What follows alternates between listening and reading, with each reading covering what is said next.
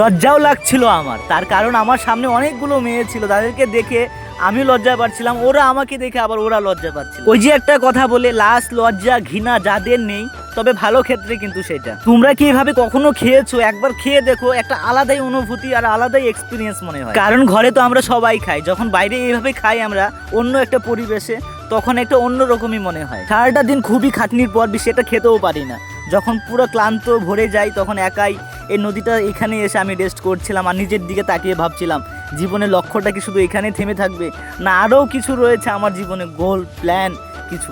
জানি না কতটুকু কী করতে পারবো, তবে জীবনে অনেকটা বড় টার্গেট নিচ্ছি। তবে সেটা যদি কিসমতে থাকে, যেটা অনেকে মানুষ বলে, আমরা বলি যদি থাকে নসিবে আপনি আপনি আসিবে।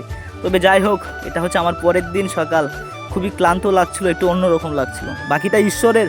তার কারণ আজকে হচ্ছে আমাদের রামনবমী, এবং জয় শ্রীরাম জয় হনুমান, এবং প্রত্যেকটা মানুষকে আমি আমার মন থেকে ধন্যবাদ জানাই।